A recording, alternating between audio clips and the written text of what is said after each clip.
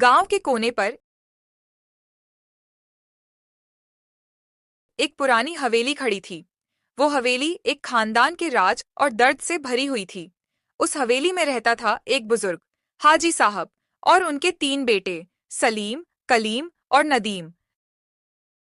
जब तक हाजी साहब जिंदा थे, घर में सुकून था, मगर जैसे ही मौत का साया उन पर पड़ा, घर के अंदर मोहब्बत की जगह शक और शक की जगह लालच आ गया। एक अंधेरी रात हवेली के कमरे में चिराग बुझ गया। हाजी साहब ने आखिरी सांस ली और घर के अंदर एक खामोशी छाई, जो सिर्फ तूफान से पहले वाली खामोशी थी। मैं बड़ा हूं, अब्बू की जमीन का ज्यादा हिस्सा मेरा बनता है। सलीम भाई, बड़ा होने का मतलब ये नहीं कि सब कुछ तुम्हारा हो जाए। कानून के हिसाब से हम तीनों बराबर के वारिस हैं। मुझे लड़ाई झगड़े से मतलब नहीं, मुझे सिर्फ अपना हिस्सा चाहिए। मैं शहर जाकर अपनी जिंदगी बनाना चाहता हूँ।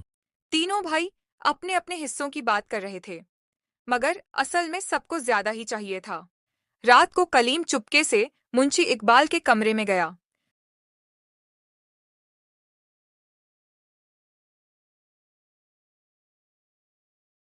मुंशी जी, एक काम करना होगा। कागज में थोड़ा बदलाव करना पड़ेगा। ऐसा करो कि हवेली का ज्यादा हिस्सा मेरे नाम हो जाए।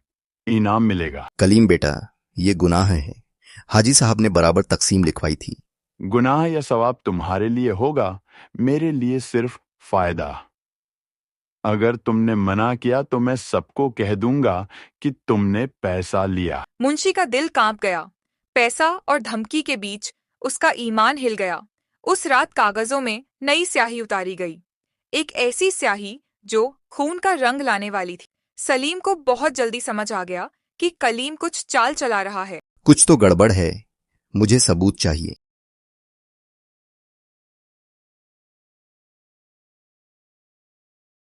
उस रात सलीम ने मुंशी का पीछा किया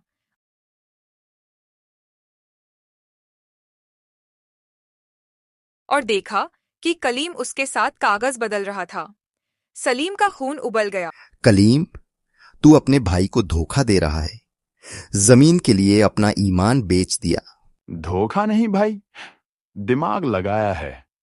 तुमने भी लगाना था। हवेली के एक कमरे में अम्मी खांसी से टूट रही थीं। तीनों भाई झगड़ रहे थे और उनका घर बर्बाद हो रहा था। मेरे अल्लाह, मैंने तो दुआ मांगी थी कि मेरे बच्चे एक हो जाएं। ये तो एक दूसरे के दुश्मन बन गए। नदीम सब कुछ चुपचाप देख रहा था। उसके दिल में डर भी था और नफरत भी। मैं ये घर छोड़कर चला जाऊंगा। मुझे ये खूनी झगड़े में जीना नहीं।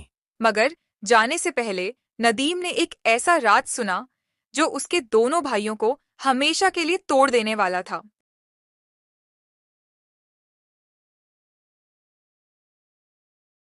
एक पुराने संदूक में हाजी साहब की डायरी मिली। उस डायरी में लिखा था, मेरे बच्चों, तुम्हें बराबर का वारिस बनाया है, लेकिन असल हक तो तुम्हारी माँ का है। अगर तुम माँ को दुख दोगे तो तुम्हारी जायदाद मिट्टी बन जाएगी।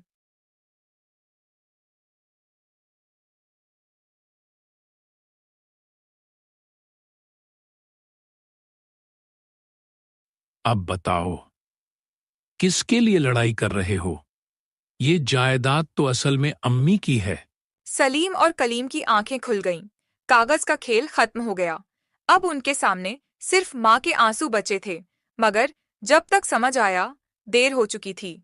मुंशी के कागज बाजार में घूम रहे थे। जमीन बिक चुकी थी, हवेली बिक गई थी, भाइयों की मोहब्बत बिक गई थी।